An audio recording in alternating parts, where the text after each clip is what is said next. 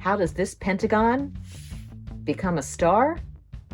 It only takes a few folds. Let me show you how.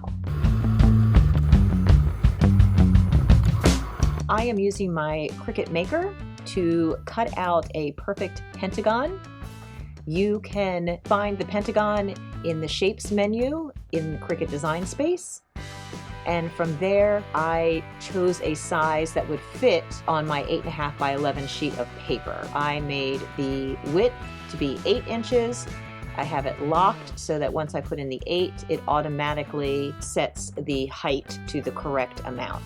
Any cutting machine should have the ability to create a pentagon. And if you don't have a cutting machine, I'm providing a template with a link in the description for an 8-inch pentagon. The first step is to fold from the point to midway on the opposite side all the way around.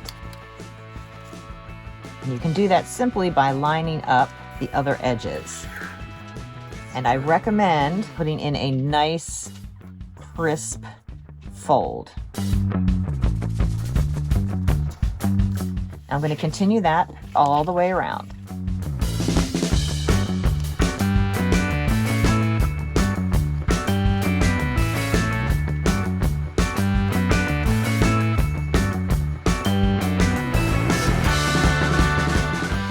One more. Now you're going to fold up each side towards the center, but not here, which would be the center point. Instead, you're going to make sure that it goes all the way until the corners are along that fold line. And before I press it in place, I also make sure that this fold line, which is the same as this one, are aligned. And again, make sure that you have a nice, crisp fold line. You can use a bone folder. I'm just using my fingernails because this is text weight paper. I would use something that had a little more oomph to it, like a bone folder. A plastic card works as well when you're using heavier paper. And I'm going to continue this fold all the way around for each of the 5 sides. So again, I bring it up, keeping it aligned in the center until the corners meet these fold lines.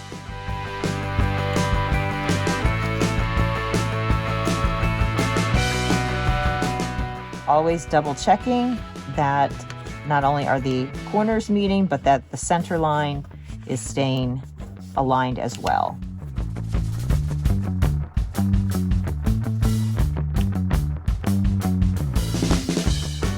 Okay, we have made a lot of folds without actually changing the shape yet. Now, this is perhaps the trickiest part, but it's really not too bad once you get a little bit of a feel for it.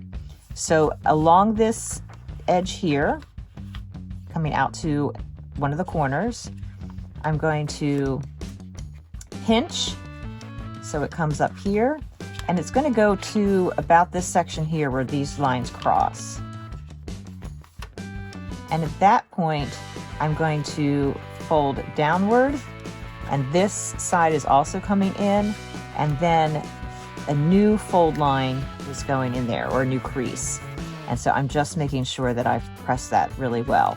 Then I'm going to unfold, turn to the next corner, and repeat. So again, I pinch that corner, so it's along that fold, bring up this bottom section, and this section will want to automatically fold in, which is great. And then you just need to crease this new fold. It's tempting to want to keep these inward sections going inward as you go around to the next corner, but trust me, it won't work. You need to unfold and come around.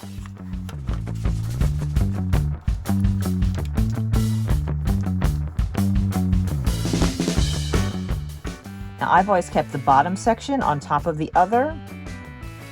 You can do it the other way around, but you want to be consistent the entire time. So I always have the bottom section on top of the side section. And the last one,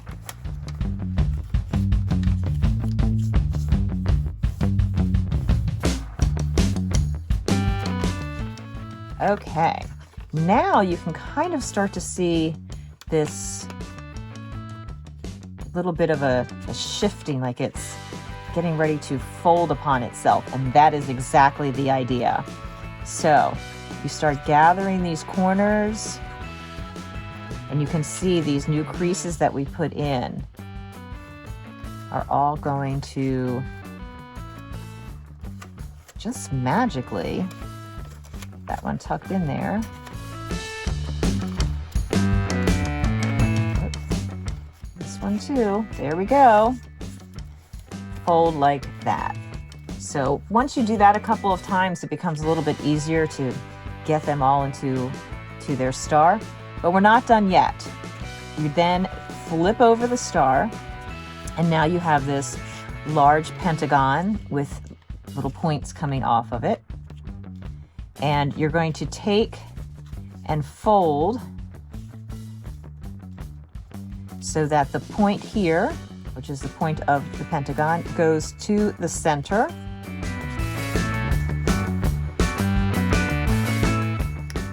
And that goes right out to that point, and you fold along there. This, you'll feel, is quite a bit thicker than any of the folds we've done so far because there are multiple layers. Then you're going to continue around to each point. So I can see this point, so I'm going to move to here, bring that up to the center. Now I might have to make a slight adjustment because I want it to come as close to a point as possible there. Again, giving that a good fold. Turn again because this point is exposed. It just makes it easier. Go towards the center. Adjust slightly to make sure I'm getting out to the point there.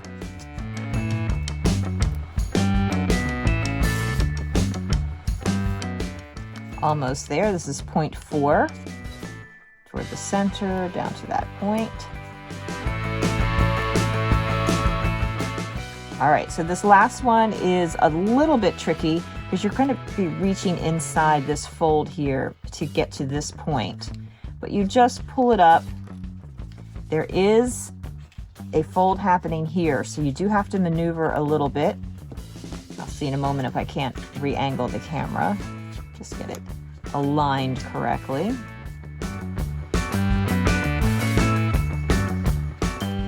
So there's a lot going on here, and I just try to keep it as smooth as possible. Kind of bringing that one down so that I just can tuck that fold right into there.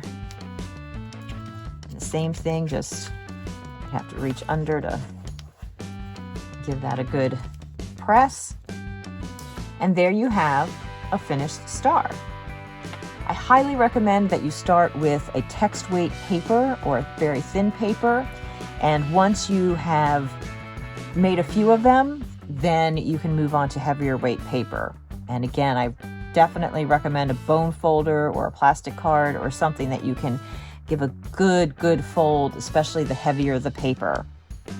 But that is really the key, having good, sharp fold lines. And for reference, an 8-inch pentagon made a 5-inch star.